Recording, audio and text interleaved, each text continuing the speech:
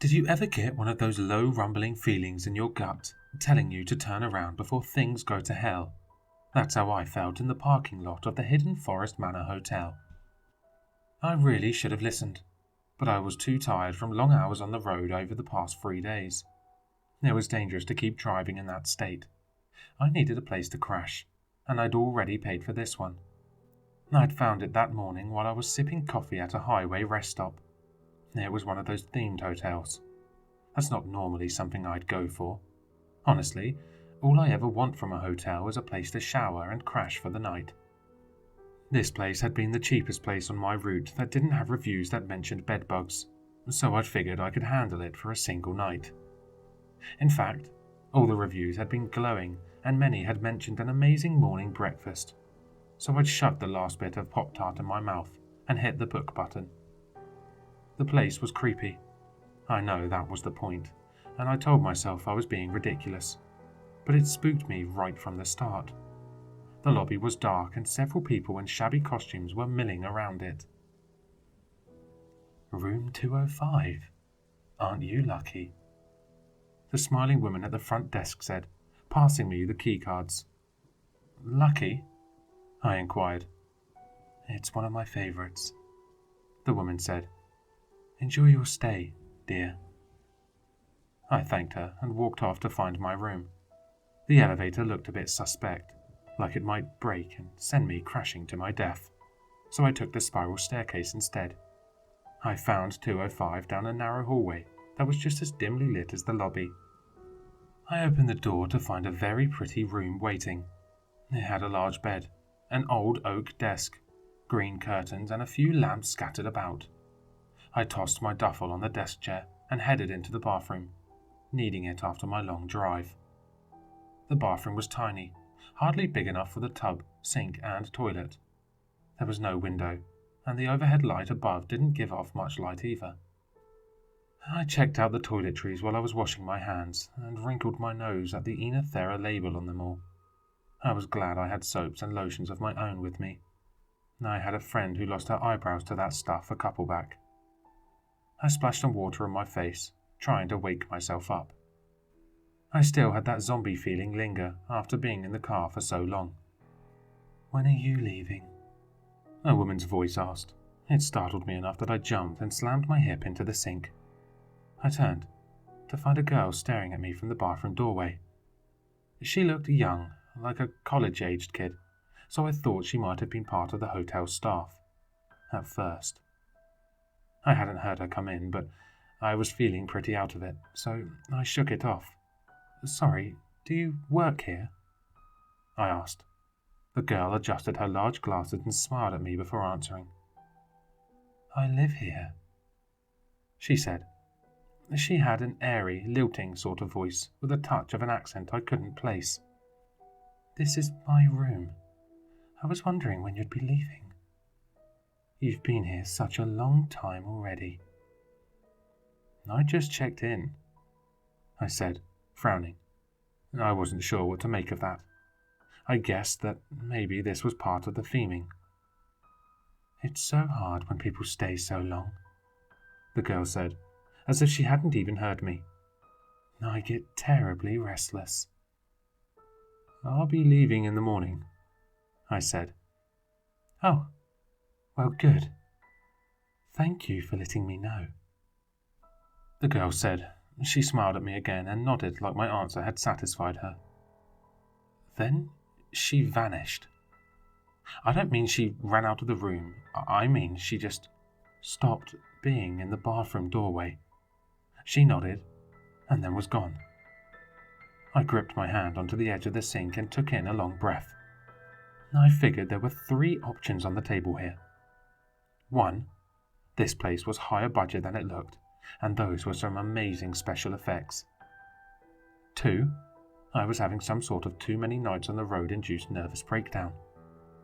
Or 3, there was an actual ghost in my hotel room. All things considered, I decided that option 1 was the most likely. Still, I couldn't totally rule out option 2, so I decided a nap might be my best bet. Have you ever not realized how tired you were until your body hits the bed? You think you're doing okay, but then you lay down and every muscle in your body throbs. Your head hits the pillow and your eyes are so heavy it's nearly painful. Yeah, this was that kind of nap. The bed wasn't very comfortable, but I've slept on worse. I was out cold before I really had much time to think about it. I woke up about an hour later to find the girl staring at me from the end of the bed. "You're still here," she said, tilting her head at me so sharply that it couldn't have been comfortable for her. It's not morning, is it?" I asked, fumbling under a pillow for my phone. "It's been a very long time," the girl said. I shook my head. The time on my phone confirmed it had only been an hour. "Do you—" I paused, sitting up and trying to figure this out. It could all be a part of the hotel's theme, an act or something. A very, very weird act. "Do you want me to call the front desk? Try to get you a different room?" "Oh, no," the girl said, eyes going wide. She put a hand over her mouth like she was shocked. "You can't call the desk. They might put you in one of the bad rooms." "There are bad rooms?" I asked. "Oh, yes. Very bad rooms. My room is the best, I think. You think it's lovely too, don't you?" she asked. "It's great," I agreed. I still wasn't sure whether I was talking to a ghost, my own hallucination, or an actress, but I decided it couldn't hurt to be agreeable about it, no matter what. I'm not sure if that was my ingrained southern politeness, a survival instinct, or both. "Have you lived here long?" "Since it was built," the girl said. "You're very nice, you know." Thanks," I said. "We can share my room if you want. You can stay as long as you like," she said. She leaned in close to me when she did, leaning across the bed to smile at me with wide eyes. I hadn't noticed it before, but there was something not quite right about her. I don't just mean the disappearing and the odd conversation. I mean she didn't look all the way right. You know, when something breaks and you're able to superglue it back together. You can still use it, and it's not broken anymore, but it never looks the same again. Even if you do it carefully and repaint over the cracks, it's not fully fixed. The edges don't line up like they should. You always know it was broken. That's what she reminded me of, up close. I couldn't see any cracks in her, but I knew they must be there. It made a chill run down my spine. I forced a smile anyway. I felt certain I shouldn't make her angry, even if she was an actress, or the product of a mental breakdown. "Sure," I said. "We can share until I leave in the morning." "Yay!" she said, clapping her hands excitedly. Then she disappeared again. I blinked into the now empty room, feeling more than a little unsettled. I swiped my phone open and pulled up some travel apps, looking for any available rooms at the nearby hotels. No luck. Every other hotel in the entire Tri-County area was totally booked. The closest room I could find was an hour-and-a-half drive away and priced at over $300 a night. There was no way I could afford that. Especially since if I left I'd have to swallow the non-refundable cost of this room. I needed a new plan. I got up and rifled through the desk, looking for hotel information. I thought maybe there might be an explanation somewhere, something like one of those welcome cards hotels have about housekeeping and room service, but that explained how rooms in this hotel had strange ghost actress girls. I didn't have any luck finding anything with information about the girl.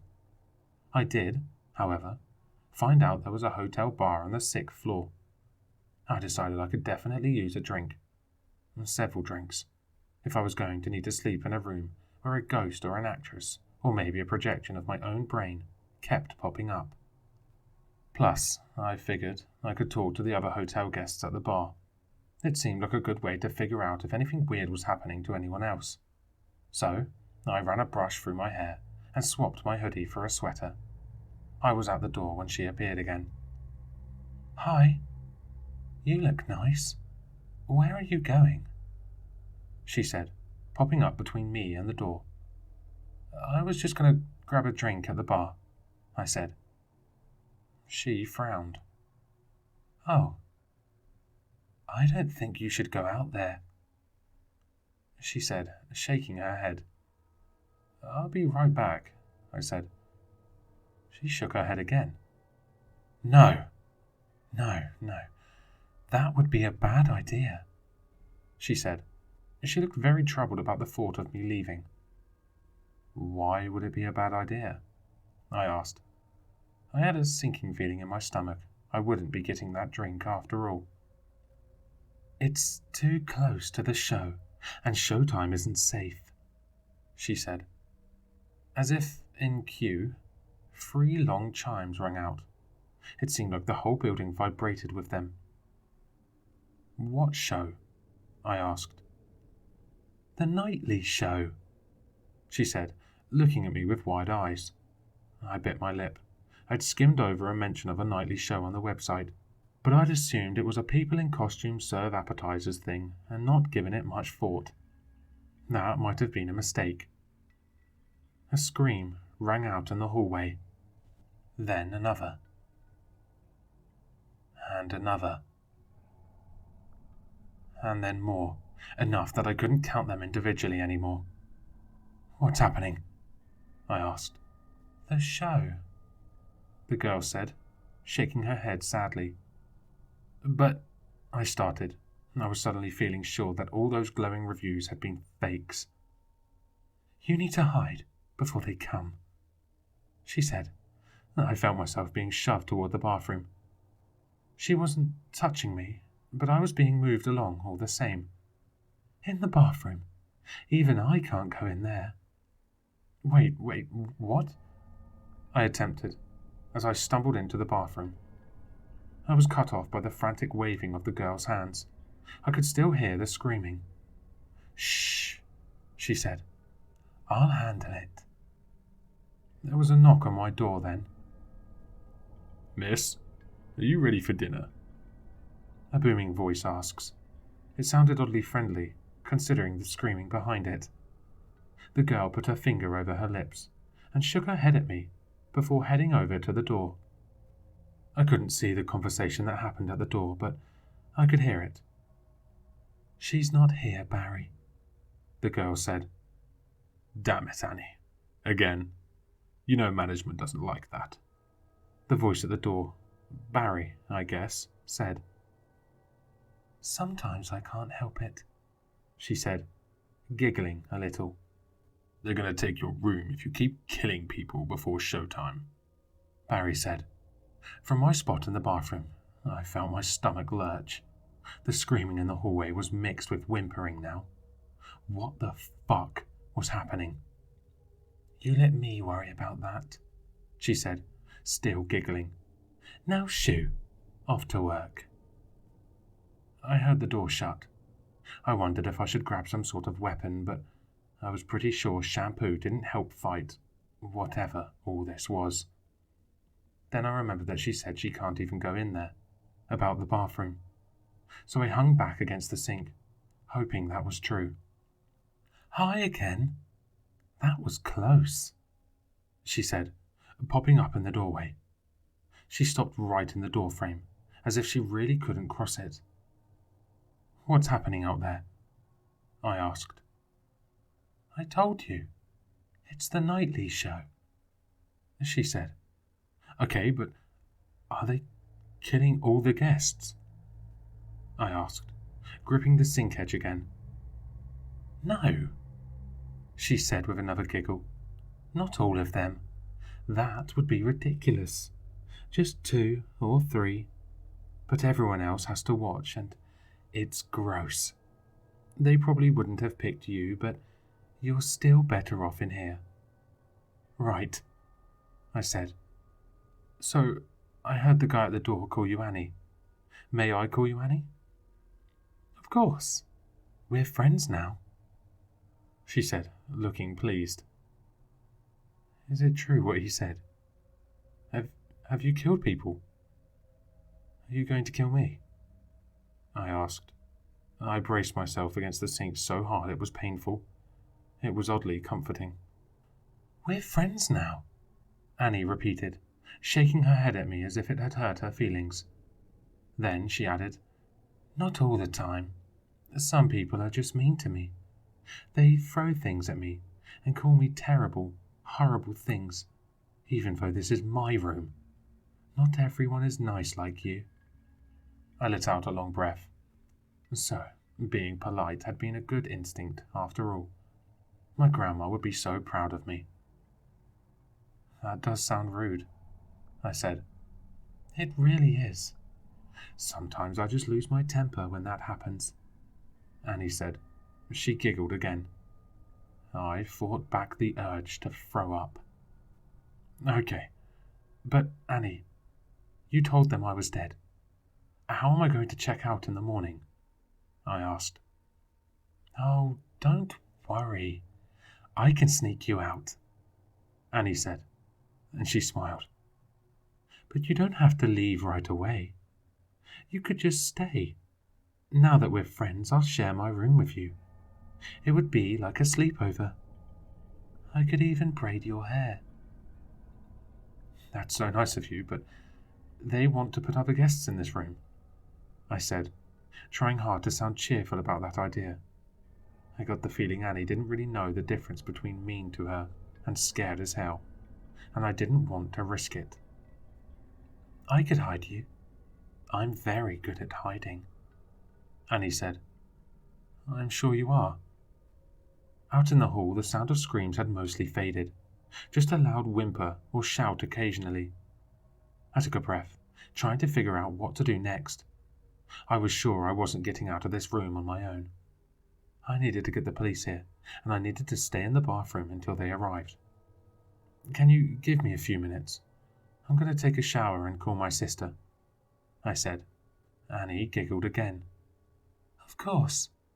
But you can't make any calls, silly, she said.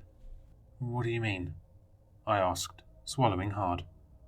You can't call outside from inside the hotel. It's not possible, Annie said. You can take a shower, though. Or a bubble bath. We have the best bubble bath soap. I love the smell. That's probably a good idea, I said. Annie waved, then disappeared again. I tried to call the police as soon as she left. It turned out she was right. My phone wouldn't dial out. I couldn't send texts either. Twitter and Instagram kept giving me error messages too. I went ahead and made a bath. I'm not touching that bubble bath, but I did want the excuse to be in here for a while. I'm sitting in the bathtub now, typing all this out. Maybe someone will see it. Maybe it can at least be a warning. I don't know how much longer I have until she'll come back. I have no idea how I'm going to get out of here. Making a run for it obviously isn't an option. What's in the hall sounds worse than trying to keep Annie calm. I know she can't step into the bathroom, but I don't know what she can do from outside it if I try to just hide in here. I don't think I want to find out.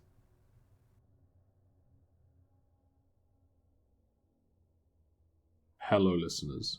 If you enjoyed this story, please check out the author in the description. For more content, leave a like, comment, and subscribe for more sinister readings.